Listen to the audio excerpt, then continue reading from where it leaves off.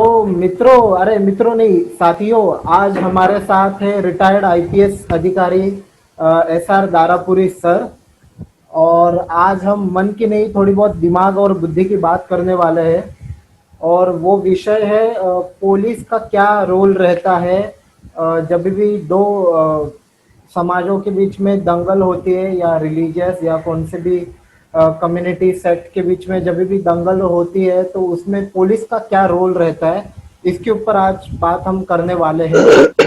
तो सर, यहाँ से शुरुआत बहुत लोग करना चाहते हैं और दिमाग में भी सोचते हैं कि जो भी रियॉट्स होती है या दंगलें होती है, तो उसमें पुलिस थोड़े बहुत बायस्ड रहते हैं। मतलब वो कंप्लेंट्स लेते नहीं है विक्टिम से, या एफआईआर लेते नहीं है, अरेस्ट फटाफट से नहीं करते। वो लोगों को जो उनको पता है ठीक तरीके से कि हाँ यही है इन्वॉल्व है इस दंगल में या रियॉट में, उसके ऊपर आपको क्या कहना है? नहीं, देखिए, सबसे पहले तो हमें ये समझना चाहिए कि हमारी जो पुलिस है, इंडियन पुलिस है, वो कैसी है। क्योंकि जैसी कोई पुलिस होगी वैसा ही उसका कंडक्ट होगा, वैसा ही उसका कामकाज होगा। तो ये मुझे ये कहने में कोई हिचक नहीं है, क्योंकि मैं खुद 32 साल जो है आईपीएस में रहा, उत्तर प्रदेश में रहा, और बाकी राज्यों की पुलिस को भी मैंने देखा, वहां उनका कंडक्ट क्या है उसको देखा। तो मेरा निष्कर्ष ये है कि हमारी जो पुलिस है वो हाईली कास्टियस एंड कम्युनल है, जातिवादी भी है और सांप्रदायिक भी है। ये बात मैं अपने अनुभव से पूरे विश्वास के साथ कह सकता हूं। अब उसके जो कारण हैं वो स्पष्ट है कि ऐसा क्यों है। इसका एक मुख्य कारण तो ये है कि हमारी पुलिस की जो कंपोजिशन है, उसका जो संगठन है, उसके अंदर एक बड़े तबके की डोमिनेंस है। सबसे बड़ी संख्या उनकी वो है, मेजॉरिटी है। और जो दूसरे तबके हैं उनका जो रिप्रेजेंटेशन है वो पुलिस में बहुत कम है। और ये दुर्भाग्य है कि हमारी भारत में जो समाज है वो भी एक निष्पक्ष समाज नहीं है। वहां भी जाति भेद है और सांप्रदायिकता है, फिर क्षेत्रीयता भी है, रीजनलिज्म भी है। तो अब क्योंकि जो पुलिस के अंदर जो कर्मचारी होते हैं वो इसी समाज से आते हैं, और वो समाज के अंदर जो पूर्वाग्रह होते हैं, प्रेजुडिसेस होते हैं, या जो वैल्यूज होती है, उन सबको लेकर यहां पर आते हैं। और यहां पर जो ट्रेनिंग उनके सोच में, उनके मूल्यों में, सामाजिक मूल्यों में, व्यक्तिगत मूल्यों में कोई बहुत परिवर्तन नहीं कर पाता है, उसमें कोई बहुत चेंज नहीं आ पाती है। क्योंकि ये भी एक सच्चाई है कि आप आजकल आदमी के शरीर के बहुत सारे अंग बदल सकते हैं, परंतु जो माइंड होता है, जो मन होता है, उसको बदलना सबसे मुश्किल है। आप अब तो हार्ट भी ट्रांसप्लांट हो जाता है, पुराना गड़बड़ हो गया तो अब नया लगा दीजिए, पर जो मन होता है उसको बदलना सबसे मुश्किल काम होता है। जैसे बुद्धा ने ये कहा था, उनका जो धम्मपद है वो सबसे पहला वो यही कहता है कि जो माइंड कंट्रोल्स द बॉडी, जो मन है वो आदमी के शरीर को नियंत्रित करता है, और मन ही सारी क्रियाओं का उद्गम है, सोर्स है। आपके मन में जैसा उत्पन्न होता है वैसा ही आप कार्य करते हैं। अब जब तक मन ठीक नहीं है, आपका मन निष्पक्ष नहीं है, उसमें मानवीय विचार नहीं है, उदारता नहीं है, करुणा नहीं है, तो फिर आपके जो कार्य है वो भी उसी प्रकार से होंगे जैसा आपका मन है। अगर आप संवेदनशील हैं, आप में मानवीय मतलब मानवता है, ह्यूमैनिटी है, तो आपके कार्य भी वैसे होंगे। पर अगर नहीं है तो फिर उस प्रकार के कार्य होंगे। तो मेरा कहने का ये भाव है कि लोग समझते हैं कि भाई पुलिस वालों को भर्ती के बाद इनको ट्रेनिंग दी जाती है, जो सिपाही लोग हैं उनकी ट्रेनिंग छोटी होती है, 6 महीने हुआ, अब दरोगा है, सब इंस्पेक्टर है तो 1 साल होगा। अब आईपीएस है या डिप्टी एसपी है तो आईपीएस की तो ट्रेनिंग 2 साल होती है, डिप्टी एसपी की शायद 1 साल की होती है, अलग अलग जगह पर है।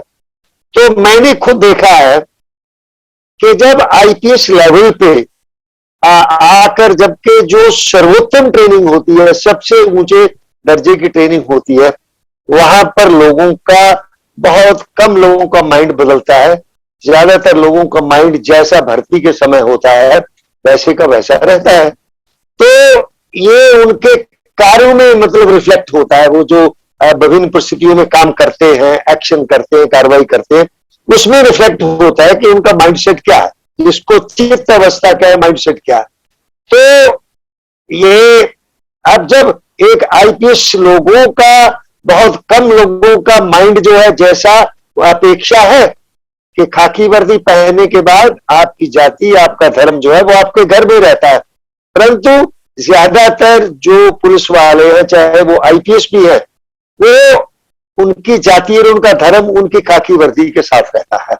और खाकी वर्दी से जो एक्शन या जो न्यूट्रल कार्रवाई, निष्पक्ष कार्रवाई, धर्मनिरपेक्ष कार्रवाई की अपेक्षा होती है, वो वैसा नहीं होता है, वैसा अधिकतर नहीं होता है। कुछ लोग हैं जो कि बदलते हैं, सर्विस में आके बदलते हैं। मैं खुद जो है ट्रेनिंग में आने के बाद बहुत बदला, मेरे पहले जो मूल्य थे, वैल्यूज थी, वो डिफरेंट थी, पर ट्रेनिंग में आने के बाद हमने बहुत कुछ सीखा। और जो हमारे डायरेक्टर थे वो हम लोगों में ह्यूमैनिटेरियन वैल्यूज जो है वो उसको बहुत इंडक्ट करते थे, तो हमने वो वहां से आके ग्रहण की और मेरे अपने वैल्यूज में अंतर आया। तो परंतु ज्यादातर लोगों में ये अंतर नहीं आता, चेंज नहीं होता, उनके एटीट्यूड्स, उनके नजरिए चेंज नहीं होते हैं। इसीलिए वो जैसा समाज के अंदर उनके एटीट्यूड्स रहते हैं, समाज के एक सदस्य होने के नाते, वैसे के वैसे नजरिया जो है उनका, वो जब वर्दी पहन के वो पुलिस की ड्यूटी करते हैं, उसमें उनका वो नजरिया रहता है, चाहे वो जाति को लेके है, चाहे वो धर्म को लेके है, संप्रदाय को लेके है, जो क्षेत्र को लेके है। तो इसीलिए जो पुलिस की कार्रवाई है, इसलिए मैंने कहा कि इस पे मेरा एक राइटअप भी है जो कि छपा भी है, Indian police is both casteist and communal. ये इंटरनेट पे है, शायद वायर में छपा था ये आर्टिकल मेरा, ये जो, तो वो मैं अपने पूरे विश्वास के साथ कह सकता हूं। तो अब जो आपका सवाल है कि पुलिस जो है वो ऐसी जो राइट्स जिनको कहते हैं, जो दंगा कहते हैं, उसमें वैसी कार्रवाई क्यों नहीं करती जैसी कि उनसे अपेक्षा की जाती है, जैसी कि उनसे उम्मीद की जाती है। वो इसीलिए नहीं करती, या जो पुलिस के खिलाफ जो शिकायतें आती है कि वो एक पक्ष के प्रति जो है बहुत ज्यादा सख्ती दिखाते हैं, एक पक्ष के प्रति बहुत नरमी दिखाते हैं, उनको खुली छूट देते हैं, और दूसरा जो बल प्रयोग करते हैं, जो इस्तेमाल करते हैं, चाहे वो डंडा है, चाहे वो फायरिंग है, गोली है, तो उसका प्रयोग भी उसी प्रकार से होता है। वो ज्यादातर देखा जाता है कि पुलिस की गोली जो है वो एक पक्ष की तरफ ही जाती है, दूसरी पक्ष की तरफ नहीं जाती है। ये और पुलिस का डंडा जो है वो एक पक्ष के ऊपर बिल्कुल कसाई की तरह बरसता है, जबकि दूसरी साइड में वो डंडा नहीं बरसता। और तीसरे जो गिरफ्तारियां होती है वो एक पक्ष की होती है, दूसरे पक्ष की नहीं होती है।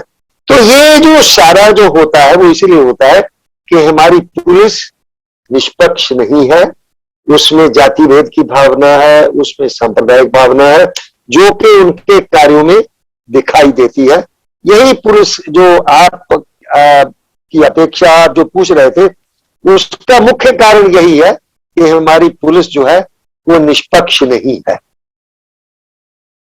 सर, ये भी लोगों को लगता है, लोगों को बहुत बार ऐसे लोग शायद से सोचते भी रहेंगे कि जो भी रिवॉर्ड्स होते या दंगले होते दो समाज के बीच में, तब पॉलिटिकल पार्टीज का और पुलिस फोर्स में जो बड़े सर्वोच्च अधिकारी रहते हैं, तो उनका क्या एडवांटेज रहता है, फिनेंशियल एडवांटेज या करियर एडवांटेज, ये क्या एडवांटेजेस रहते हैं जिसके वजह से ये दंगलें होती रह रही है भारत में, मतलब पिछले 70 सालों में इंडिपेंडेंस के। देखिए, जो पॉलिटिकल पार्टी और पुलिस जो है, और यहाँ पॉलिटिकल पार्टी से मतलब पार्टी एंड पावर, जो पार्टी सत्ता में होती है पुलिस उसके अधीन होती है, और पुलिस को कहा जाता है power arm of the state. State जो राज्य है उसकी पावर आर्म है, उसका डंडा है। परंतु अब क्या हो गया है, वो जो पावर आर्म है वो स्टेट के साथ साथ पार्टी एंड पावर का भी वो डंडा हो गया है। तो जो पार्टी इन पावर है, अब party in power and state दोनों के बीच में अंतर है। एक पार्टी की सरकार हो सकती है, परंतु और सरकार और पार्टी में दोनों में एक अंतर होता है। पार्टी का कंडक्ट दूसरा होना चाहिए और स्टेट का कंडक्ट दूसरा होना चाहिए। परंतु दुर्भाग्य से पिछले काफी समय से हमारे यहाँ स्टेट और पार्टी इन पावर में अंतर मतलब खत्म हो गया। अब ये लगता है कि जो पार्टी है वही राज्य चला रही है, सबके होना ये चाहिए, उसके जो प्रतिनिधि है वहां पर जो मंत्री है मुख्यमंत्री है वो सरकार चलाए, परंतु ऐसा नहीं है। अब पार्टी सरकार को चलाती है। अब जो पुलिस है वो सरकार के अधीन है। सरकार के अधीन का मतलब उस पार्टी के भी अधीन है, तो पार्टी के भी अधीन है। तो जबकि सच्चाई ये है, कानूनी पोजीशन ये है कि पुलिस जो है वो they are governed by law, उनके लिए लॉ सुप्रीम है, और या उसके अंतर्गत जो रूल्स बनाए जाते हैं, नियम बनाए जाते हैं वो है। पुलिस के हर एक काम के लिए लॉ है, उसके लिए उसके लिए प्रिस्क्राइब प्रोसीजर है, तो they are answerable to law. Police law के प्रति ही आंसरेबल है, परंतु व्यवहार में ऐसा नहीं। व्यवहार में पुलिस जो है लॉ के प्रति जिम्मेदार नहीं है, कोर्ट्स के प्रति जिम्मेदार नहीं है, वो पार्टी एंड पावर के प्रति जिम्मेदार है। और वो और जो प्रोसीजर है वो भी नहीं बनाती। प्रोसीजर लॉ के मुताबिक होना चाहिए, लॉ जो नियम बनाता है उसके मुताबिक होना चाहिए, परंतु ऐसा नहीं होता है। जो पुलिस की जो लॉयल्टी है या उनका जो सबॉर्डिनेशन है वो कानून के प्रति नहीं है, वो पार्टी एंड पावर और देयर बाय स्टेट के अंडर है। तो जब तक हम जानते हैं हमारे यहाँ पॉलिटिकल पार्टीज का क्या हाल है, कैसी पॉलिटिकल पार्टीज है, वो अलग बात है कि वो बारी बारी से सत्ता में आती रही हैं या आगे भी आएंगी, परंतु उनकी जो नेचर है या उनका जो एजेंडा है, पॉलिटिकल एजेंडा, धार्मिक एजेंडा या दूसरे जो एजेंडे हैं वो हम सब लोग जानते हैं। तो हर एक पार्टी ये कोशिश करती है कि सत्ता में आने के बाद जो स्टेट पावर है, जो सत्ता है, उसका इस्तेमाल वो जन कल्याण के लिए नहीं, वो तो केवल दिखावा मात्र होता है, वो तो बहुत कम मात्रा में होता है। वो अपने कल्याण के लिए वो सारी सत्ता का स्टेट पावर का इस्तेमाल करती है। और स्टेट पावर में जैसे मैंने बताया कि पुलिस एक बहुत इंपॉर्टेंट इंस्ट्रूमेंट है इसका, और इसलिए इसको पावर आर्म कहा जाता है। और इसीलिए जो पुलिस है वो सबसर्विएंट होती है टू द स्टेट। और ये भी हम जानते हैं कि हमारी पुलिस स्वतंत्र नहीं है, फ्री नहीं है, वो स्टेट के अधीन है। स्टेट के अधीन का मतलब वो पार्टी एंड पावर के अधीन है। तो जब तक पुलिस, तो इस परिस्थिति में जो पार्टी एंड पावर है या जो स्टेट में जो लोग हैं उनका दखल जो है वो पुलिस के काम में होता है, जिसको पॉलिटिकल इंटरफेरेंस कहते हैं, वो उसमें होता है। और जब कहीं से भी आउटसाइड इंटरफेरेंस होगा, बाहर से दखल होगा, तो फिर वो कार्रवाई जो है वो निष्पक्ष नहीं होगी, वो बायस्ड होगी। और इसीलिए ये सारी शिकायतें आती है कि पुलिस का दुरुपयोग होता है, कि इसमें कोई शक नहीं है, पहले भी होता रहा है, आज बहुत ज्यादा हो रहा है कि जो पार्टी एंड पावर है वो पुलिस का इस्तेमाल अपने विरोधियों को कुचलने, चाहे वो पॉलिटिकल अपोजिशन है उसको खत्म करने, या जो जनता के लोग जो सरकार के विरोध में खड़े हैं, सरकार की आलोचना करते हैं, उसकी गलत नीतियों को मुखालफत करते हैं, उनको फिक्स करने में, उनको दबाने में जो है पुलिस का इस्तेमाल किया जाता है। तो जो पॉलिटिकल इंटरफेरेंस है उसके कारण पुलिस निष्पक्ष नहीं है, उसकी कार्रवाई जो है वो बायस्ड होती है, और इसीलिए पुलिस का फ्री होना बहुत जरूरी है। और उसका जो अकाउंटेबिलिटी है वो नेताओं के प्रति नहीं, वो मुख्यमंत्री या गृह मंत्री के प्रति नहीं, वो कानून के प्रति होना चाहिए। और इसके लिए जैसा आप जानते हैं कि सुप्रीम कोर्ट ने 2006 में पुलिस रिफॉर्म्स का आदेश दिया था, जिसमें यह था कि पुलिस को एक्शन में उसको फ्रीडम होनी चाहिए, अपने कार्य की स्वतंत्रता होनी चाहिए, और there should be accountability also. Accountability police की किसकी है? कानून के प्रति, कोर्ट्स के प्रति। अगर वो कुछ गलत करेंगे तो they can be hold up, they can be punished. परंतु कोई भी स्टेट जो है वो पुलिस रिफॉर्म्स, पुलिस सुधार लागू करने के लिए तैयार नहीं है, क्योंकि हर एक पॉलिटिकल पार्टी को उनको हाथ में डंडा चाहिए, वो पुलिस का डंडा चाहिए। वो चाहे कोई भी पार्टी सत्ता में आए, वो पुलिस को स्वतंत्रता नहीं देनी चाहती, और वो उसका इस्तेमाल अपने हित को प्रमोट करने के लिए करती है। और ये वर्तमान में इक्वेशन जो है वो पुलिस और पॉलिटिकल पार्टीज या पॉलिटिशियन के बारे में है। सर, हमारे कंट्री में इंटरनेशनल कन्वेंशन अगेंस्ट टॉर्चर ये भी नहीं अब तक अमल में लाया गया है, और उसके साथ जिसकी वजह से पुलिस के अधीन या कस्टडी में जाना बहुत अनसेफ लगता है बहुत लोगों को, स्पेशली अपने सिटीजन्स और फॉरेन सिटीजन्स को भी कभी कभार। और दूसरी बात ये है कि इंटरनेशनल ग्रुप्स ये भी कहते हैं कि इंडियन पुलिस फोर्स बहुत बार ह्यूमन राइट्स वायलेशंस करते हैं in the context of riots, जो भी अपने कंट्री में रहते हैं, स्पेशली विक्टिम्स के ह्यूमन राइट्स वायलेशन करते हैं। तो ये ऐसी साइकिक और मेंटेलिटी क्यों है, और इसके लिए क्या हमें करना पड़ेगा लोगों को अपने कंट्रीज में, अपने देश में? देखिए, ऐसा है, जो इंडियन पुलिस है वो 1861 में बनाई गई थी। उसका मेन मकसद था यहाँ पर अंग्रेजों के शासन को बनाए रखना, उनके कंट्रोल को, उनके रेजीम को यहाँ बनाए रखना। तो इसलिए उसका जो पुलिस एक्ट बना 1861 का, वो पुलिस को एक तो बहुत पावर्स देता है, और वो जो रूलर है, जो शासक है, उसके पक्ष में खड़ा है, वो जनता के पक्ष में नहीं खड़ा है। ये जो है, अब जब हम लोग स्वतंत्र हुए तो हमारी पुलिस का डेमोक्रेटाइजेशन होना चाहिए था। जो कॉलोनियल पावर के इंटरेस्ट में पुलिस काम करती थी, उसको बनाए रखने में काम करती थी, वैसा ना हो कि क्योंकि अब तो हमारा अपना राज्य हो गया, हम स्वतंत्र हो गए, हमारी अपनी सरकार है, परंतु आज तक वो जो पुलिस एक्ट है उसको नहीं बदला गया, जो कि पुलिस का कंट्रोल बिल्कुल सीधा सरकार के हाथ में देता है, सरकार के हाथ में देता है, और वो सरकार इसका इस्तेमाल अपने लिए करती है। तो एक तो ये है कि हमारे जो लॉज हैं, इवन इसके अलावा बाकी आईपीसी, सीआरपीसी वगैरह, ये भी जो है वो पुलिस को बहुत ज्यादा पावर्स देते हैं, और वो एंटी पीपल है। जो हमारे कानून है ज्यादातर एंटी पीपल है, वो जन विरोधी है।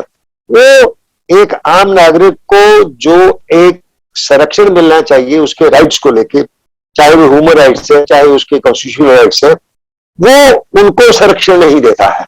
वो उनको सबॉर्डिनेट बनाने की कोशिश करता है रूलर के प्रति। यहाँ पर जो हमारी सरकार है, चाहे वो प्रांतीय सरकार है, चाहे केंद्रीय सरकार है, वो उसके ऊपर हावी उसको रखता है, वो मतलब सुप्रीम हो जाता है, और जनता गौण हो जाती है। जबकि हमारा संविधान कहता है वी द पीपल, हम सुप्रीम है, परंतु व्यवहार में जनता सुप्रीम नहीं है। वहां पर कौन सुप्रीम है? वहां पर पॉलिटिकल पावर है, और पॉलिटिकल पावर के साथ इकोनॉमिक पावर भी हो गई है। अब तो कारपोरेट भी शासन करता है, दोनों मिल गए, पॉलिटिकल पावर और कारपोरेट पावर, जो फाइनेंस की पावर है, वो दोनों मिलके अब रूल कर रहे हैं। तो एक तो हमारे कानून जो है वो कॉलोनियल वो लॉज हैं, और वो डेमोक्रेटिक लॉज नहीं है। और दूसरा, पुलिस का जो संरचना है वो जैसी पहले थी वैसी की वैसी है, उसी प्रकार का कंट्रोल है, उसी प्रकार का ऑर्डर है, बाकी सब चीजें हैं। तो जो पुलिस का डेमोक्रेटाइजेशन होना चाहिए था, इसका लोकतंत्रीकरण जो संगठन का होना चाहिए था, वो भी नहीं हुआ है। वो आज भी कॉलोनियल वो सेटअप है, कॉलोनियल सेटअप है हमारे यहाँ। तो ऐसे में पुलिस का जो काम है वो सत्ता को बनाए रखना है, सत्ता को संरक्षण देना है, जैसा उसमें अंग्रेजों की सत्ता को संरक्षण देना था। और इसलिए उनकी जो भी कार्रवाई है वो जनता के जो अधिकार बनते हैं, डेमोक्रेटिक राइट्स बनते हैं, उनका वायलेशन करके जनता को दबाया जाता है। और यद्यपि इनको रोकने के लिए ये कहा जाता है कि अगर किसी के डेमोक्रेटिक राइट का वायलेशन होता है तो वो कोर्ट जा, अब कितने लोग कोर्ट जा सकते हैं और आप कितनी बार जा सकते हैं? यहाँ तो 24 घंटे मतलब पुलिस वायलेशन करती है, ह्यूमन राइट्स का वायलेशन करती है। और इसको, ये जो वायलेशन है, इनको ऊपर से स्वीकृति होती है, स्टेट इनको स्वीकार करती है, इनको सैंक्शन करती है। और वो स्टेट जो है वो ह्यूमन राइट्स की वायलेशन करने वालों को पनिश नहीं करती है, नहीं, उसको प्रोटेक्ट करती है। वो कहती कि इसने पब्लिक इंटरेस्ट में किया। अब किसी के ह्यूमन राइट का वायलेशन करना पब्लिक इंटरेस्ट में कैसे हो सकता है? कैसे हो सकता है? वो नहीं है। और इसलिए आपने देखा होगा जो एनसीआरबी की, नेशनल क्राइम रिकॉर्ड ब्यूरो की जो एनुअल रिपोर्ट छपती है क्राइम इन इंडिया, उसमें ये देखा जाता है कि इतनी बड़ी संख्या में मानवाधिकारों के अतिक्रमण, वायलेशन की शिकायतें आती है। उनमें बहुत कम शिकायतों में ये सिद्ध किया जाता है कि हाँ वायलेशन हुआ है। अगर वो वायलेशन मतलब प्रूव भी हो जाए तो लोगों को पनिश नहीं किया जाता, सजा नहीं मिलती, जिस कारण वो वायलेशन जो है वो लगातार होती रहती है। तो एक तो हमारी जो सिस्टम है वो ह्यूमन राइट्स वायलेशन को मतलब प्रोटेक्ट करता है, और अदर बहुत सी परिस्थितियों में प्रमोट करता है ये। अब जिसके कारण हमारी इंटरनेशनल लेवल पे हमारी जो छवि है वो अच्छी नहीं है। ह्यूमन राइट्स की वायलेशंस को लेके मामले यूएनओ में जाते हैं, वहां भी अच्छी छवि नहीं है। जहाँ ह्यूमन राइट्स वॉच है, जो दूसरे इंटरनेशनल फोरम्स है, वहां पर इंडिया की इमेज अच्छी नहीं है। और दूसरा, ये जो आप टॉर्चर की बात करते थे, टॉर्चर एक क्राइम है, चाहे वो कोई भी हो। अगर प्राइवेट करता है तो वो उसके खिलाफ क्राइम बन जाता है। अगर स्टेट करती है, स्टेट टॉर्चर करती है, तो वो भी एक क्राइम है।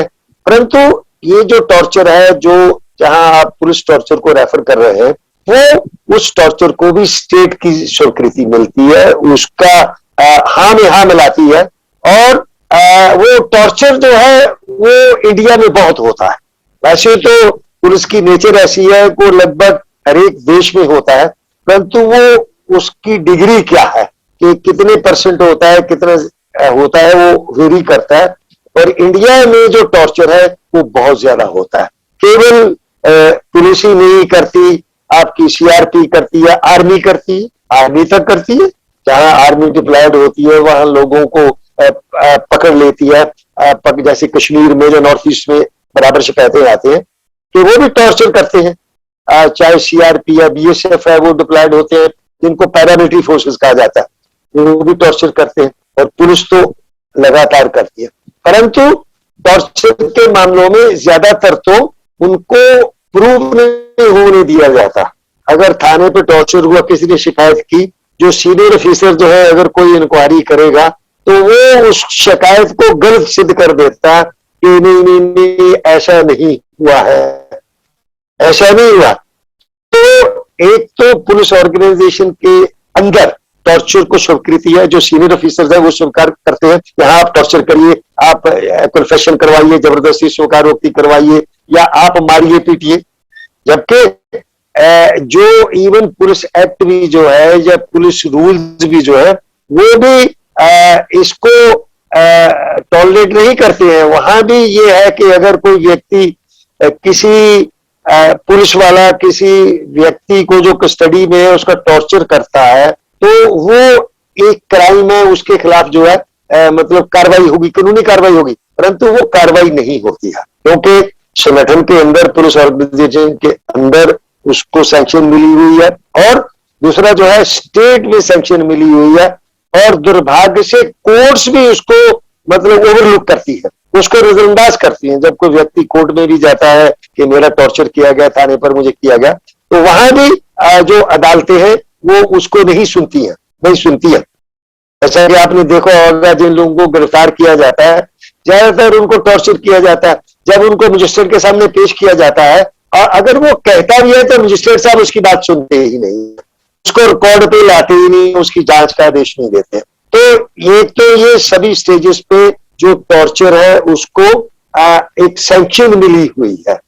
अच्छा, दूसरा जो आप वायलेंस की बात करते थे, वायलेंस जो है, टॉर्चर जो है, यूएनओ का जो कोवेनेंट है वो टॉर्चर के खिलाफ है कि किसी भी प्रकार का टॉर्चर नहीं होना चाहिए, किसी भी एजेंसी द्वारा नहीं होना चाहिए। और उसके लिए है कि टॉर्चर के खिलाफ जो है कानून बनना चाहिए।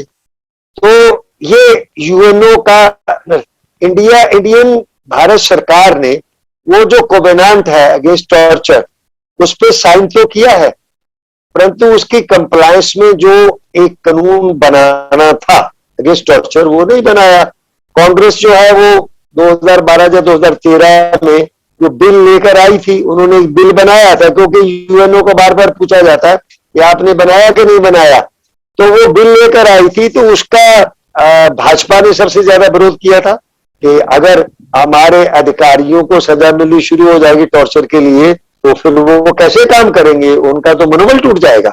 मतलब अगर पुलिस वालों को इस बात से टोका जाए कि आप टॉर्चर मत करिए कस्टडी में, तो बहाना होता है इसे मनोबल टूट जाए। अरे पुलिस कैसे काम करेगी अगर उसको टॉर्चर करने का मतलब छूट नहीं रहेगी तो वो कैसे काम करेगा। तो वो जो टॉर्चर के अगेंस्ट जो लॉ बनना है वो अभी तक नहीं बनाया गया, और कांग्रेस के समय में नहीं बना तो इस सरकार के दौरान तो आप उम्मीद ही नहीं कर सकते। तो वो एक पब्लिक डिमांड होनी चाहिए, इस बात की पॉलिटिकल मांग भी उठनी चाहिए कि क्योंकि टॉर्चर से इतनी सारी डेथ्स इन पुलिस कस्टडी होती है। अभी आपने देखा होगा हर एक स्टेट में हो जाती है। जरा सी बात है कोई चोरी का मामला है, उसमें लाएंगे, पकड़ेंगे, इतना मारेंगे कि वो मर जाएगा। और दुनिया में सबसे ज्यादा जो डेथ्स है कस्टडी में होती वो इंडिया में होती है, और इसको लेके भी इंटरनेशनल लेवल पे हमारी इमेज जो है वो बहुत खराब है। इंडिया में होती है ये जो कुछ राज्य हैं जो उसमें सबसे ज्यादा है, हमारा उत्तर प्रदेश इसमें सबसे आगे है। वहां यहाँ पर जो टॉर्चर से पुलिस कस्टडी में सबसे ज्यादा मौतें होती है इधर, और बाकी नॉर्थ ईस्ट में भी होती है, कश्मीर में भी हो रही है, ऐसे हो रही। तो ये कानून बनना चाहिए, इसके लिए जनता को मांग उठानी चाहिए, क्योंकि उस टॉर्चर का शिकार कोई भी हो सकता है। जो लोग समझते हैं कि नहीं हमारा नहीं होगा, जब कभी मौका पड़ेगा तो उनका भी टॉर्चर हो जाएगा। क्योंकि जब आपने छूट दे रखी है, तो फिर जब डंडा चलता है तो फिर वो बहुत सी परिस्थितियों में वो ये नहीं देखता कि ये कौन से वर्ग का है, कि ऊंचे वर्ग का है या कमजोर है या निचले वर्ग का है, तो फिर डंडा तो फिर सब पे पड़ेगा, पड़ता है। जैसे कि कोरोना के दौरान सब पे डंडा पड़ रहा है, ये जो है पड़ रहा है। तो इसीलिए टॉर्चर के अगेंस्ट लॉ बनना चाहिए, ये जनता को मांग करनी चाहिए, ये जनता के हित में है, क्योंकि कोई भी इसका शिकार हो सकता है। और ह्यूमन राइट्स की वायलेशन जो है उसके लिए वो भी यूएनओ के दबाव के अंडर जो है हमारे यहाँ हर एक स्टेट में एक स्टेट ह्यूमन राइट्स कमीशन बना हुआ है। अब ऐसे नेशनल ह्यूमन राइट्स कमीशन बना हुआ है, परंतु वो भी कोई फंक्शनल नहीं है, कोई बहुत अच्छा काम नहीं कर रहा है, क्योंकि सरकार चाहती नहीं है कि ऐसे कमीशन जो है फंक्शनल हो, वो कार्रवाई करे। और ये भी जो बनाए गए हैं वो भी यूएनओ के दबाव में बनाए गए, क्योंकि वहां आपको जवाब देना पड़ता है ह्यूमन राइट्स वायलेशन रोकने के लिए आपने कमीशन बनाए कि नहीं बनाए। और ये कमीशन जो है सबसे ज्यादा निगलेक्टेड होते हैं। आप नेशनल ह्यूमन राइट्स कमीशन देख लीजिए, वहां पर उसका जो चेयरमैन का पद है वो कितने समय से खाली है। ऐसे स्टेट ह्यूमन राइट्स कमीशन है, वहां पर भी पद खाली रहते हैं, बहुत थोड़ा स्टाफ देंगे। अब आप अगर नेशनल ह्यूमन राइट्स कमीशन का करें, चेयरमैन है, एक या दो मेंबर होते, एक पुलिस का होता है, एक दूसरा होता है, उसके नीचे एक डीआईजी होता है, एक एसपी होता है, कुछ ऐसा होता है। तो क्या आप उम्मीद करते हैं कि इतना स्टाफ जो है पूरे देश की ह्यूमन राइट्स की शिकायतों को देख सकता है? नहीं देख सकता। अब वो क्या करते हैं, मैं तो जानता हूं कि वो जो लॉ वाले स्टूडेंट्स होते हैं उनको पकड़ाते हैं, ये शिकायत आई है पढ़ो तुम, इसमें कुछ बनता कि नहीं बनता, और ऐसे सबरी डिस्पोजल हो जाता है। क्योंकि मैं तो उस एक कॉन्फ्रेंस में भी रहा हूं, उसका मेंबर रहा हूं, यहाँ पर यूएनओ में मतलब पेश किया गया था कि हमारे जो नेशनल ह्यूमन राइट्स कमीशन है, स्टेट ह्यूमन राइट्स कमीशन है, वो वास्तव में काम नहीं कर रहे हैं जो उनको करना चाहिए। क्योंकि स्टेट राज्य जानबूझकर उनको पग्गू बना के रखता है, उनको स्टाफ नहीं देगा, मैन पावर नहीं देगा, उनको बाकी पावर्स नहीं देगा। अभी भी बहुत सारे मामलों में यह है कि जो कमीशन है उनको अपना ऑर्डर इन्फोर्स करने की पावर नहीं है, कि अगर उन्होंने कोई आदेश दिया है कि भाई इसको आप लागू करिए, वो एक अपनी रिकमेंडेशन दे सकता है स्टेट को, आज ये स्टेट की मर्जी है वो उसको लागू करे या नहीं करे। तो ऐसे में फिर ह्यूमन राइट्स कमीशन से कौन डरेगा उधर, इसलिए नहीं डरते। तो जो मैकेनिज्म है ह्यूमन राइट्स वायलेशन को रोकने का या उनकी जांच करने का, स्वतंत्र तौर पर जांच करने का, वो जो इंस्ट्रूमेंट है हमारे स्टेट ह्यूमन राइट्स कमीशन और नेशनल ह्यूमन राइट्स कमीशन, वो भी एक तरह से नकारा ही है, उससे लोगों को कोई राहत नहीं मिलती है। इसलिए ये भी एक मांग उठनी चाहिए सभी स्तर पे कि आप ये जो नेशनल ह्यूमन राइट्स कमीशन है आप उसको स्ट्रेंथन करिए, मजबूत करिए। आप स्टेट ह्यूमन राइट्स कमीशन जो है उसको वो करिए। स्टेट्स में तो ऐसा हो रहा है कि वहां पर पार्टी के लोगों को मेंबर बना दिया जाता है। हमारे यहाँ उत्तर प्रदेश में जो ह्यूमन राइट्स कमीशन है उसमें मायावती के समय में पार्टी के लोगों को उसमें मेंबर बना दिया गया था जिनका कोई काम ही नहीं था, पर क्योंकि एक वो बहुत इन्फ्लुएंशियल आदमी से वो रिश्तेदार थी जो कुछ था, उसको उसका मेंबर बना दिया। तो वहां पर भी पॉलिटिशियंस को मतलब सीट देने की बात चलती है। तो बताइए ऐसे ये जो SC/ST के खिलाफ होता है, नेशनल शेड्यूल कास्ट कमीशन है, national commission for schedule caste, schedule tribes और शेड्यूल कास्ट, शेड्यूल ट्राइब के लिए अलग है।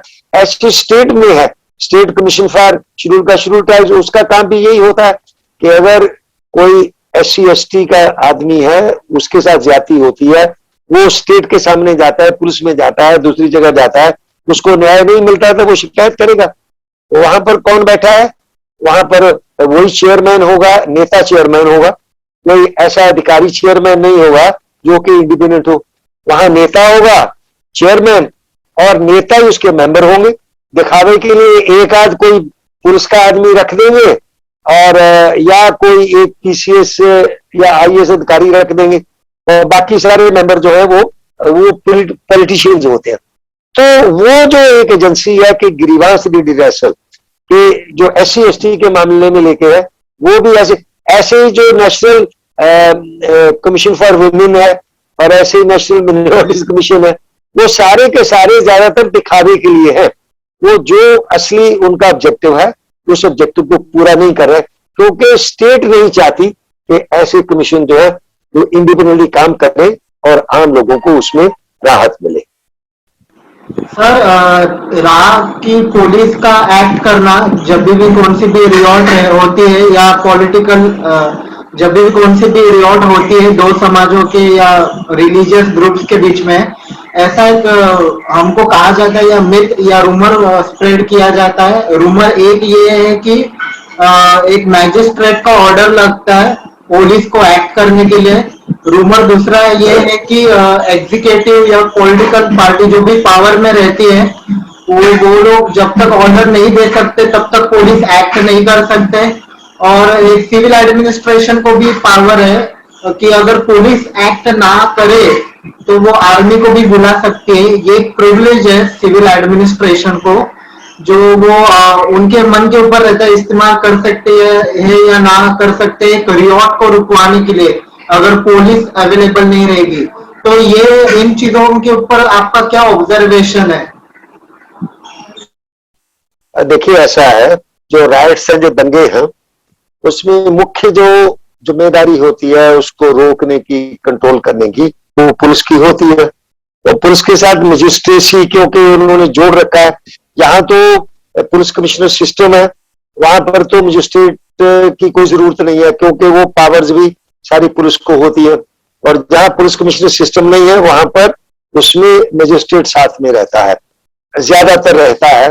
तो वहां पुलिस को कोई केवल फायरिंग के मामले में होता है कि अगर फायरिंग की नौबत आई है, वहां तक का सिचुएशन चली गई है, तो जो सीनियर मोस्ट, अगर मजिस्ट्रेट मौजूद है तो वो फायरिंग का ऑर्डर देगा। अगर मजिस्ट्रेट नहीं है तो जो सीनियर मोस्ट ऑफिसर है वो फायरिंग का ऑर्डर दे सकता है वो, क्योंकि मजिस्ट्रेट तो है नहीं। अब वहां परिस्थिति ऐसी है कि भाई फायरिंग के बिना काम नहीं चल सकता, तो जो भी सीनियर मोस्ट ऑफिसर है वो उसमें फायरिंग ऑर्डर दे सकता है। तो अब पर ज्यादातर मामलों में पुलिस वाले एक तो फायरिंग वायरिंग करने से डर, या तो बहुत ज्यादा फायरिंग करते हैं, अननेसेसरी फायरिंग करते हैं, या करते ही नहीं। वो इसलिए नहीं करते क्योंकि बाद में जब अगर फायरिंग होगी तो उसके बाद जांच होगी, और जांच में जो भी फाइंडिंग्स आएंगी वो उसका जो इंटरप्रिटेशन है वो पॉलिटिकल एंगल से किया जाता है। अगर जो सत्ताधारी पार्टी है उसके पक्ष में है तो कुछ नहीं होगा, अगर उसके खिलाफ है तो पुलिस वालों के खिलाफ कार्रवाई हो जाएगी। या बहुत सी परिस्थितियों में तो ऐसा होता है कि पुलिस फायरिंग में मजिस्ट्रेटिव इंक्वायरी होती है, जुडिशियल इंक्वायरी भी होती है। तो जुडिशियल इंक्वायरीज आती है, काफी लंबा समय लगता है। अब उसके ऊपर कार्रवाई करनी या नहीं करनी ये स्टेट की अपनी मर्जी होती है। पुलिस वाले दोषी भी पाए गए तो भी उनमें कार्रवाई नहीं होती, क्योंकि वो जो स्टेट है वो नहीं चाहती कि पुलिस वालों के खिलाफ कोई कार्रवाई हो। वो कहते हैं कि उनका मनोबल टूट जाएगा, या फिर उससे ये होगा कि फला पार्टी दोषी थी या फला वर्ग के लोग दोषी थे। इसलिए उसको बचाने के लिए कई बार जन दबाव में, पब्लिक प्रेशर में ये जुडिशियल इंक्वायरी का ऑर्डर तो हो जाता है, परंतु जुडिशियल इंक्वायरी जो रिपोर्ट होती है उसमें कार्रवाई जानबूझकर नहीं की जाती। तो जहां तक आर्मी की बात है, हाँ ये है कि अगर परिस्थिति ऐसी है कि आउट ऑफ कंट्रोल हो गई है, जिसको पुलिस जो है वो नहीं कर सकती, तो सिविल एडमिनिस्ट्रेशन जो है वो आर्मी को बुला सकता है।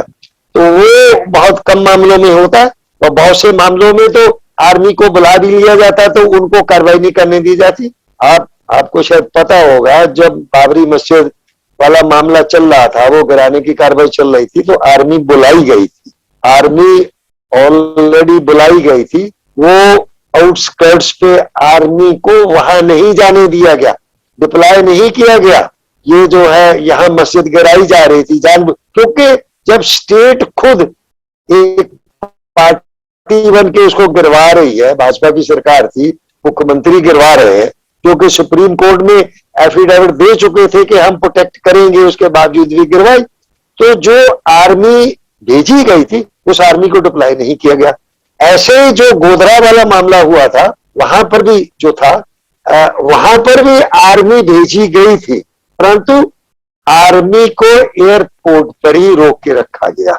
उनको अगर आर्मी जाती तो वो उनके सारा कंट्रोल उनके हाथ में चला जाता और वो निष्पक्ष होकर कार्रवाई करते, परंतु आर्मी को गाड़ियां ही नहीं दी गई शहर में जाने के लिए। उनको मतलब एयरपोर्ट पर ही, वो हवाई जहाज से आए थे, वहीं उनको रोक के रखा गया। तो आर्मी को डिप्लॉय करना ना करना ये तो एडमिनिस्ट्रेशन की मर्जी है, और अगर बुला भी लिया उसको कार्रवाई करने देना ना करने देना ये भी एडमिनिस्ट्रेशन के सरकार के हाथ में रहता है। तो मेन बात तो ये है कि जो राइट सिचुएशन है उसमें पुलिस को काम स्वतंत्र तौर पर कार्रवाई करने का छूट होनी चाहिए। They should be allowed to work independently, उसमें कोई राजनीतिक दबाव नहीं होना चाहिए। हाँ, अगर पुलिस गलत कार्रवाई कर रही है, एक पक्षीय कार्रवाई कर रही है, जो ज्यादातर होता है, मेरा तो अपना अनुभव है, मैंने तो खुद सर्विस में रहते देखा है कि किस प्रकार से पुलिस जो है एक तरफा कार्रवाई करती है, एक्सेसिव यूज ऑफ फोर्स करती है, फायरिंग ज्यादा करती है, डंडा ज्यादा चलाती है, तोड़फोड़ करती है, वो एक पक्षीय करती है। इसीलिए पुलिस के ऊपर आरोप लगता है कि पुलिस जो है फला प्रो है, उत्तर प्रदेश में तो ये बहुत पहले ही लगता रहा, पीएससी के ऊपर लगता रहा, पर पीएससी मतलब प्रो एक पक्ष के थी, ये भी सही है। मैं उस मामले की जांच भी कर चुका हूं, मैंने जांच भी की कि भाई हाँ ऐसा है। वो जैसे मैंने शुरू में बताया कि हमारी पुलिस जातिवादी और सांप्रदायिक दोनों है, और ये जो उनका माइंड सेट है, ये राइट सिचुएशन में, दंगा की स्थिति में, सिचुएशन में खुलकर काम करता हुआ दिखाई देता है। इसलिए फिर पुलिस को अपना जो है कार्य की स्वतंत्रता, काम करने की स्वतंत्रता होनी चाहिए, और नेताओं के प्रति जवाबदेह होने की बजाय उसको कानून के प्रति जवाबदेह बनाया जाना चाहिए। जैसा कि पुलिस सुप्रीम कोर्ट जो है अपने पुलिस रिफॉर्म्स को लागू करने के लिए कह चुकी है, जिसको कोई भी स्टेट जो है वो लागू करने के लिए तैयार नहीं है। सर, ये भी एक बहुत बहुत लोगों को और आम आदमी को भी लगता है कि हम भले कितने भी कानून लाए, लेकिन कानून की भी एक सीमा रहती है। जब तक आदमी खुद का माइंडसेट ना बदले उस कानून के लिए वफादारी दिखाने के लिए। और पुलिस फोर्स जब भी जो विक्टिम्स रहते हैं राइट्स के, schedule caste, schedule tribe, other backward classes, उसके बाद जो माइनॉरिटीज है, मुस्लिम्स हो या और माइनॉरिटीज है अपने कंट्री में, उनके लिए इतनी मतलब एकदम गुस्सा, एग्रेशन, ये क्यों रहता है उनमें? क्या उनको मतलब ये क्यों ऐसा रहता है उनके दिमाग में? मतलब आपका क्या अनुभव है? और ये कम करना हो तो लॉज के अलावा हमको और क्या करना पड़ेगा? क्या लॉ ही एक ही चीज है जो हम ये इसको चीज को ठीक कर सकती है? देखिए, लॉ के बारे में कहा जाता है law is an S, law गधा होता है, और आप गधे को जिधर को डंडा मारेंगे वो कानून उधर को जाएगा। वो एक एक कानून का जो दुरुपयोग होता है इसी प्रकार से होता है कि आप जो है किसी को उसमें जो है वो उसमें फांस देते हैं, तो कानून को किस रूप में उसको सही भावना से लागू करना है या विक्टिमाइजेशन करना है, ये लागू करने वाले के ऊपर होता है। तो जब तक हमारे जो लॉज, हमारे बहुत सारे लॉज भी गड़बड़ है।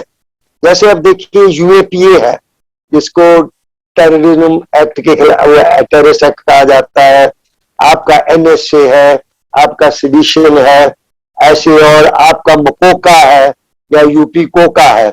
ये कानून भी जो है ये एंटी पीपल है, ये ड्रैकोनियन है, बहुत ज्यादा सख्त है। जो एक नॉर्मल लॉ है, नॉर्मल लॉज हमारे हैं, हमारे देश में दुनिया से सबसे ज्यादा कानून है, क्योंकि यहां पर समझा जाता है कि हर एक मर्ज की दवा कानून है। कोई समस्या है उसके लिए एक नया कानून बना दो। अरे भाई, अंग्रेज इतने अक्लमंद थे, इतने बुद्धिमान थे कि उन्होंने जो कानून बनाया था, आईपीसी बनाया था, उसमें उन्होंने कोई अपराध छोड़ा नहीं था। दुनिया में धरती के ऊपर जो कोई भी अपराध हो सकता है वो उन्होंने उसको इकट्ठा किया, उसको करने के बाद सबके लिए उन्होंने डिफाइन किया कि वो अपराध क्या है और उसके लिए क्या सजा होगी। तो वो जो हमारा आईपीसी है वो सबसे बड़ा कोड है जो कि सारे अपराधों को डिफाइन करता है। अब हमारा सीआरपीसी है कि वो कैसे प्रक्रिया होगी, अरेस्ट कैसे होगी, मुकदमा चलेगा, ये होगा वो होगा, वो है। तो ये जो हम करते क्या है, हम जो नॉर्मल लॉ है, जो साधारण कानून है, सामान्य कानून है, उसको हम लोग लागू नहीं करते हैं। हम हर एक बात के लिए आप जो है एक अलग कानून ले आएंगे। भाई जो एग्जिस्टिंग कानून है, जब वो उस अपराध को कवर कर रहा, वो उसके अंडर आ रहा, डिफाइन कर रहा, तो आप उस कानून के अंतर्गत कार्रवाई करिए। नहीं, यहाँ जनता से मांग होती है और सख्त कानून बनाओ, फांसी की सजा होनी चाहिए, वो होना चाहिए। तो यहाँ पर नेता समझता है कि हर एक वर्ष की दवा एक कानून है, एक नया कानून बना दो, लोग भी संतुष्ट हो जाते हैं कि नया कानून बन गया, जबकि उन कानूनों का दुरुपयोग होता है। उदाहरण के लिए मैं आपको बताऊं, जिसपे सबको विचार करना चाहिए, ईमानदारी से सोचना चाहिए, कि ये जो बलात्कार और हत्या जो है, उसमें पहले अगर सीधे हत्या है तो फांसी की सजा हो जाती थी, या बलात्कार में जीवन कारावास होता था, उसमें फांसी नहीं होती थी। तो हमेशा ये मांग होती रही कि इसमें फांसी की सजा होनी चाहिए, फांसी की सजा होनी चाहिए। और खासतौर से जो निर्भया वाला मामला था जो दिल्ली में हुआ था, उसके बाद बहुत बड़ी मांग उठी कि भाई इसको सख्त बनाओ, सख्त बनाओ, सख्त बनाओ। अब सख्त बना दिया गया। अब उसमें क्या हुआ कि वो ज्यादातर में जो है अब फांसी की सजा का प्रावधान हो गया, ये उसको इतना सख्त बना दिया। अब हो क्या रहा है, मेरा अपना अनुभव है कि किसी कानून के ज्यादा सख्त होने से अपराध नहीं रुकता है। आप कानून को सामान्य तौर पर सब पे बराबर लागू करिए, समान तौर पर लागू करिए और तेजी से लागू करिए। ऐसा नहीं आज अपराध हुआ 6 दिन बाद आप कार्रवाई कर रहे हैं, नहीं, मतलब प्रॉम्प्ट एक्शन होना चाहिए और वो इक्वलिटी बिफोर लॉ होना चाहिए, सबके ऊपर एक जैसा कानून होना चाहिए, तो उसका असर होता है। क्योंकि जो अपराधी है वो पकड़ा जाता है, उसके ऊपर कार्रवाई होती है, उसका असर होता है। परंतु आप ये जो कहते हैं कि सख्त कानून बनाओ, सख्त कानून से अपराध नहीं रुकता है, नहीं रुकता। ये सारी दुनिया का एक्सपीरियंस है, क्रिमिनोलॉजी भी यही कहती है कि सामान्य कानून को आप चुस्ती मतलब तेजी के साथ लागू करिए, दोषी को सजा दिलाइए, तो उसका एक असर होता है। अब क्या हो रहा, अगर आप रेप विद मर्डर की जो अपराध है, अब आप देख रहे हैं कि बहुत बढ़ गए पहले के मुकाबले में। ठीक है, रिपोर्टिंग भी होती है, पहले के मुकाबले में बलात्कार के बाद जो हत्या, रेप विद मर्डर, इसकी संख्या बहुत तेजी से बढ़ गई है। आप देखते होंगे टीवी चैनल पे, इसमें भी। उसका एक कारण ये है जो मैंने एनालाइज किया है, उसका एक कारण ये है कि जब से हम लोगों ने इसके बलात्कार को हत्या की जो मतलब जो फांसी की सजा वाला प्रावधान कर दिया है, तब से ये अपराध बढ़ गया। वो क्यों बढ़ा? वो इसलिए बढ़ा क्योंकि बलात्कार तो किसी सॉलिटरी प्लेस पे होता है, एक बियाबान जगह पे होता है, वहां कोई दूसरा गवाह तो होता नहीं। वहां पर जो गवाह होता है वो प्रोसिक्यूट्रिक्स होती है, जो बलात्कार की जो महिला शिकार होती है, वही उसका मतलब वो सबसे बड़ा गवाह होती है। अब जब बलात्कार तो ठीक है, उसने किसी पैशन में, किन्हीं भावनाओं में मतलब कर दिया। अब करने के बाद जब वो सोचता है कि अब मैं बचूंगा कैसे, अपने अपराधी हमेशा अपने बचाव की बात भी सोचता। अब उसको पता है कि अगर मैं नहीं बचा तो मुझे फांसी की सजा हो सकती है। अब इसमें सबसे बड़ा गवाह कौन है? वही बलात्कार की शिकार जो महिला है, जो लड़की जो भी है। तो वो क्या करेगा कि ये जो मेरे खिलाफ साक्ष्य है इसको खत्म करो, और खत्म करने का क्या तरीका है? उसको मार दो। तो अब मेरा ये अपना, मैंने इसको स्टडी किया है कि ये बलात्कार के साथ हत्याएं जो है ये इसीलिए बढ़ गई है क्योंकि हमने एक बहुत सख्त कानून बना दिया है, और उस कानून से बचने के लिए जो बलात्कारी है वो साक्ष्य को, जो एविडेंस, उसको मिटाना चाहता है, और मिटाने के लिए वो जो प्रोसिक्यूट्रिक्स होती है, जो बलात्कार की शिकार है, उसकी वो हत्या कर देता है। इसलिए आम लोगों को भी ये समझना चाहिए कि बहुत सख्त कानून बनाओ, सरकार का क्या है, सरकार तो बना देगी, परंतु कल को आप ही उसका शिकार हो सकते हैं। इसलिए कानून के अंदर भी एक मध्यम मार्ग होता है कि, और कोई भी सजा जो है वो अपराध के अनुपात में होती है।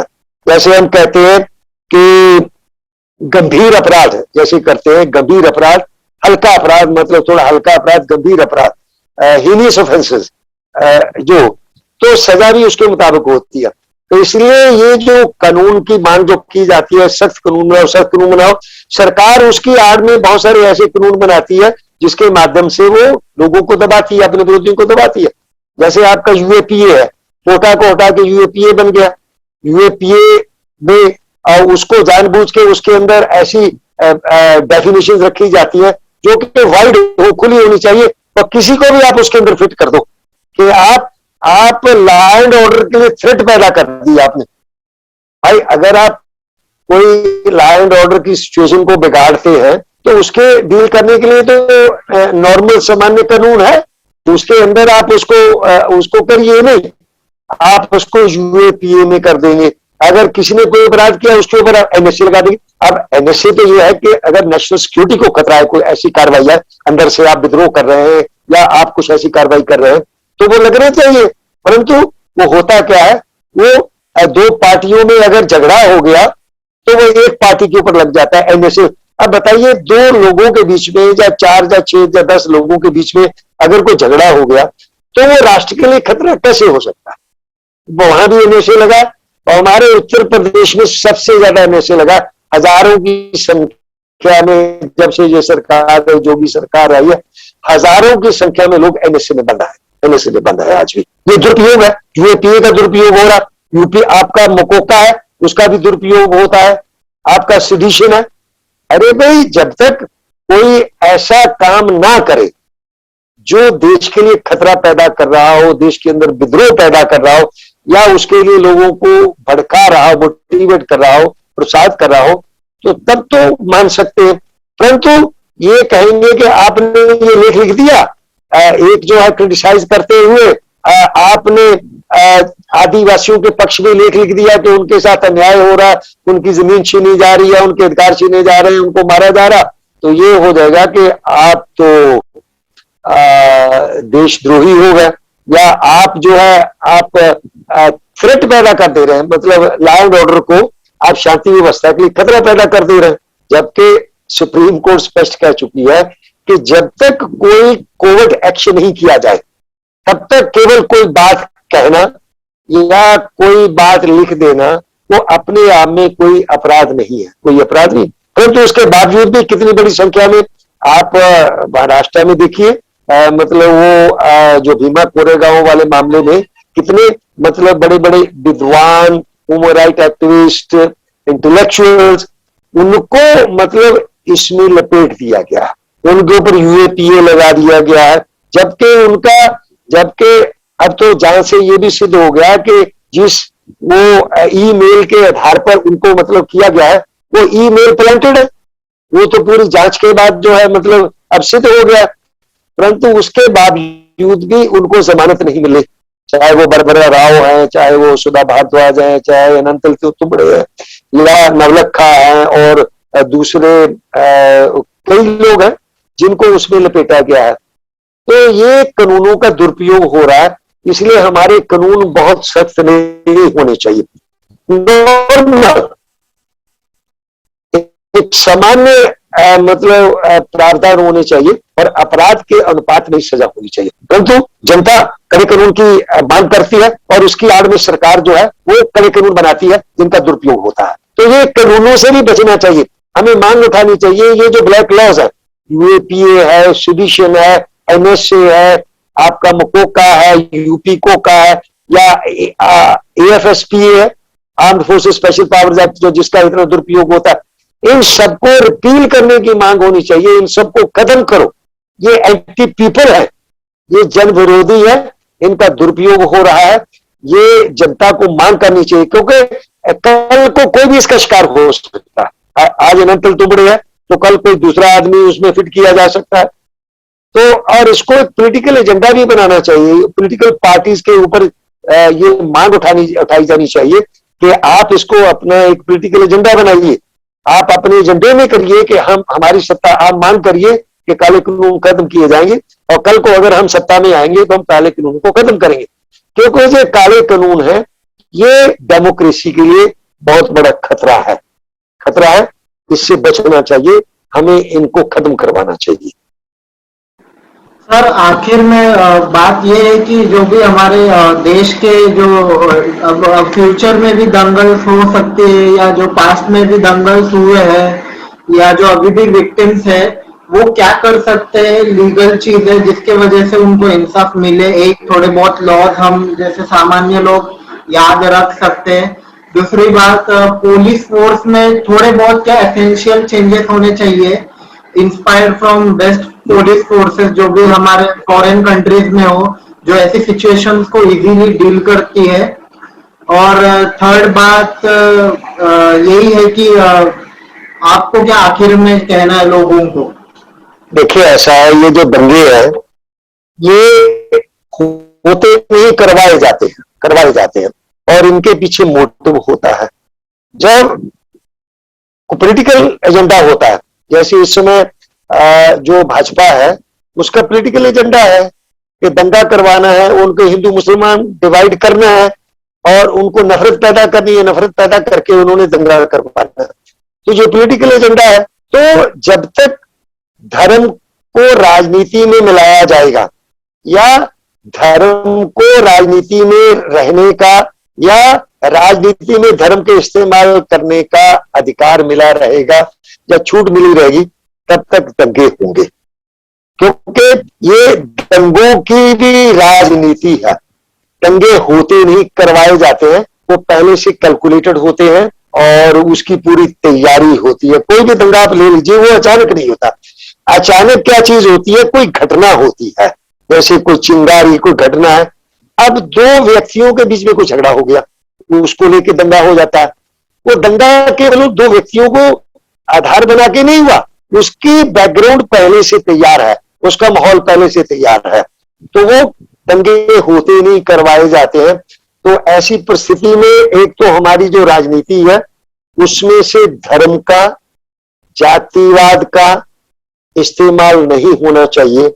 ये इसके लिए इलेक्शन कमीशन है, इसके लिए लॉ जो है और बनाया, जरूरत हो तो जो पीपल रिप्रेजेंटेशन एक्ट है वो उसके अंदर ये चीज स्पष्ट। और वैसे तो अभी भी मतलब कहा जाता है कि आप कन्वेंशन में कोई धार्मिक भावना नहीं भड़काएंगे, धार्मिक प्रलोभन नहीं देंगे, आप जाति भावना नहीं भड़काएंगे, जाति प्रलोभन नहीं देंगे, पर वो खुलेआम होता है और उसमें इलेक्शन कमीशन कुछ नहीं कर पाता, कुछ नहीं करता है, जबकि चाहे तो इलेक्शन कमीशन कर सकता है। क्योंकि ये भी हमारा दुर्भाग्य है कि हमारे जो इंस्टीट्यूशंस है, चाहे वो इलेक्शन कमीशन है, सुप्रीम कोर्ट है, दूसरे हैं, वो भी बहुत हद तक कंप्रोमाइज हो गए। वहां पर भी वही जो एक माइंडसेट है वो डोमिनेट करने लग गया। इसलिए हमें ये मांग करनी चाहिए कि धर्म को राजनीति से बिल्कुल अलग रखा जाए, जिसका प्रावधान है कि राजनीति से धर्म अलग रहेगा, परंतु यहां तो मंदिर के नाम पर ही राजनीति होगी, मंदिर के नाम पर ही वोट मांगा जाएगा। अब उसमें कुछ नहीं होगा, कुछ नहीं होगा। जब तक धर्म का इस्तेमाल राजनीति में रहेगा, जब तक सांप्रदायिकता भड़काई जाती रहेगी, तब तक जो है एक और भी चीज मैं आपको बताऊं, एक स्टडी हुई है कि हर एक हिंदू मुसलमान दंगे के बाद भाजपा का वोट परसेंटेज बढ़ जाता है। ये एक स्टडी इंटरनेट पे है कि हर एक फॉरेन स्टडी है कि हर एक दंगे के बाद भाजपा का वोट परसेंटेज बढ़ जाता है। क्यों? क्योंकि उससे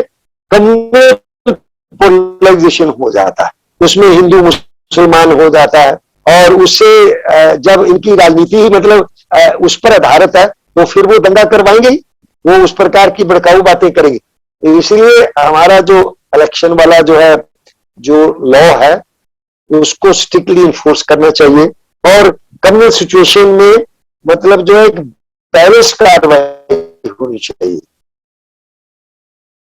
ज्यादातर बैलेंस कार्रवाई नहीं होती, एक तरफा कार्रवाई होती है, एक तरफा गिरफ्तारियां होंगी, उनके ऊपर बड़े बड़े कानून लगा दिए जाएंगे, उनको जेल में भेज दिया जाए। दिल्ली या चाहे वो दूसरी जगह, जिन लोगों ने जो दिल्ली दंगे कहा गया वो फरवरी में 2019 में हुए, उनको भड़काने वाले कौन थे, करवाने वाले कौन थे? वो सत्ता से जुड़े हुए थे, चाहे वो कपिल शर्मा है, चाहे वो दूसरे ये वाले जो है, तो उनके खिलाफ कुछ नहीं हुआ। जबकि जो लोग दंगे का शिकार हुए, जिनके घर जल गए, जिनको मारा गया, अब उन्हीं लोगों को वीडियो के आधार पे उनको आरोपी बना दिया गया। भाई जब मेरे घर पे को हमला करने आ रहा तो मैं रक्षा के लिए बाहर निकलूंगा, तो वीडियो में मैं भी दिखाई दूंगा। अब आप वीडियो में दिखाई दे रहे हैं, इसलिए आप भी आरोपी हैं, आपको भी गिरफ्तारी होगी, आपके ऊपर मतलब केस चलेगा। जब तक इस प्रकार की कार्रवाइयां होंगी तब तक समाज के अंदर जो है और जब तक अन्याय होगा, जो अन्याय है वो इस प्रकार के जो कॉन्फ्लिक्ट है, वो जैसे कि उन्होंने कहा था, माल्कम एक्स ने कहा है कि threat to injustice anywhere is a threat to justice everywhere. अगर एक जगह अन्याय होगा तो सब जगह न्याय को ये खतरा पैदा हो जाता है कि वहां पर न्याय नहीं होगा। इसी तरह से जब ऐसी परिस्थितियों में ये जो दंगे हैं या वैसे हैं, दंगों के अलावा भी अगर आप स्टेट अन्याय करेगी, विक्टिमाइज करेगी किन्हीं वर्गों को, चाहे वो दलित हो, चाहे वो मिनोरिटीज हो, या दूसरे हो, या इंडिविजुअल्स हैं, तो वो फिर अन्याय है। और जहां अन्याय होगा वहां पर स्थिति सामान्य नहीं रह सकती, और कुछ परिस्थितियों में वो अन्याय इस हद तक अगर बढ़ जाएगा तो जो लोग अन्याय का शिकार है वो उसके खिलाफ खड़े हो जाएंगे। फिर आप कहेंगे कि वो दंगा हो गया, दंगा हो गया। दंगा में ज्यादातर देखिए एक चीज होती है कि एक हमलावर होता है और दूसरा बचाव करने वाला होता है। यहां क्या है, जो हमला करने वाला है उसको तो सजा नहीं मिलती, वो गिरफ्तार नहीं होता। जो बचाव कर रहा है, आत्मरक्षा के अपने जो बचाव कर रहा, उसको सजा मिलती है, वो उसकी गिरफ्तारी होती है, उसके ऊपर केस चलता है। तो जब तक हमारे यहाँ अन्याय रहेगा तब तक हमारे यहाँ शांति नहीं रह सकती।